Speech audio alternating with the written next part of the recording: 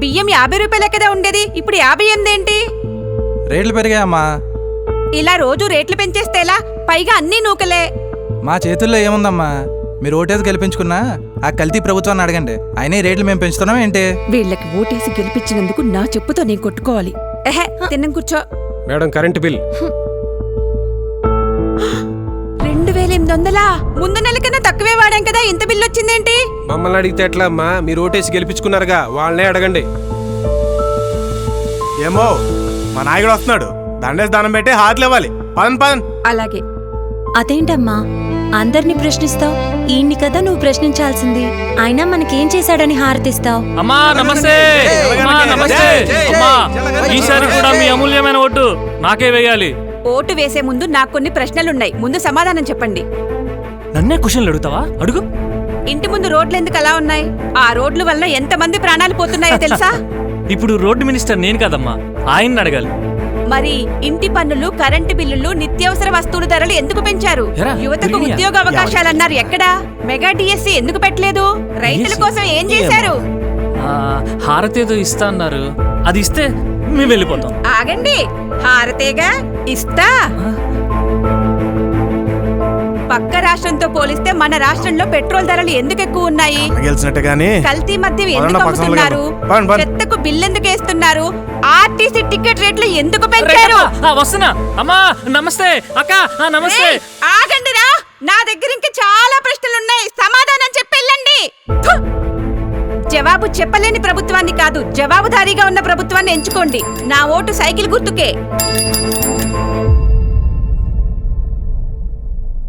జరుగు జరుగు జరుగు జగన్ ఖాళీ చేయి కుర్చీ, జనరాజ్యం వస్తున్నది ఎన్నికల్లో గెలిచి.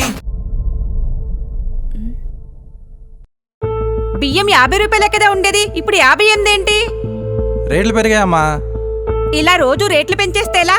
పైగా అన్నీ నూకలే. మా చేతుల్లో ఏముందమ్మా? మీరు ఓటేసి గెలిపించుకున్నా ఆ కల్తీ ప్రభుత్వాన్ని అడగండి. అయినా ఈ రేట్లు మేము పెంచుతున్నాం ఏంటి? వీళ్ళకి ఓటేసి గెలిపించినందుకు నా చెప్పుతో నేను కొట్టుకోవాలి. ఎహే, తిన్నం కూర్చో. Madam current bill 2800.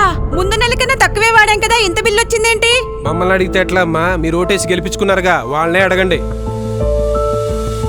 ఏమో మా నాయకుడు వస్తున్నాడు, దండేసి దానం పెట్టి హాతలు ఇవ్వాలి. పదన్ పదన్. అలాగే. అదేంటమ్మా అందరినీ ప్రశ్నిస్తావు? ఈయన్ని కదా నువ్వు ప్రశ్నించాల్సింది. అయినా మనకేం చేశాడని హారతిస్తావు? అమ్మా నమస్తే. అమ్మా నమస్తే. అమ్మా ఈసారి కూడా మీ అమూల్యమైన ఓటు నాకే వేయాలి. ఓటు వేసే ముందు నాకు కొన్ని ప్రశ్నలున్నాయి, ముందు సమాధానం చెప్పండి. నన్నే క్వశ్చన్లు అడుగుతావా? అడుగు. ఇంటి ముందు రోడ్లు ఎందుకు అలా ఉన్నాయి? ఆ రోడ్ల వల్ల ఎంతమంది ప్రాణాలు పోతున్నాయో తెలుసా? ఇప్పుడు రోడ్డు మినిస్టర్ నేను కదమ్మా, ఆయన్ని అడగాలి. మరి ఇంటి పన్నులు, కరెంటు బిల్లులు, నిత్యావసర వస్తువుల ధరలు ఎందుకు పెంచారు? ఎరా, యువతకు పెరిగినాయా? ఉద్యోగ అవకాశాలు అన్నారు, ఎక్కడా? మెగా డిఎస్సి ఎందుకు పెట్టలేదు? రైతుల కోసం ఏం చేశారు? హారతేదో ఇస్తా అన్నారు, అది ఇస్తే మేము వెళ్ళిపోతాం. ఆగండి, హారతేగా ఇస్తా.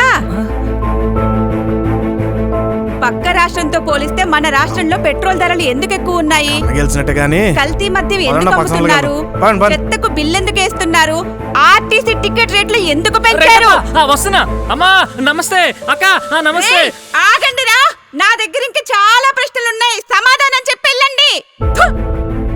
జవాబు చెప్పలేని ప్రభుత్వాన్ని కాదు, జవాబుదారీగా ఉన్న ప్రభుత్వాన్ని ఎంచుకోండి. నా ఓటు సైకిల్ గుర్తుకే. జరుగు జరుగు జరుగు జగన్ ఖాళీ చేయి కుర్చీ, జనరాజ్యం వస్తున్నది ఎన్నికల్లో గెలిచి.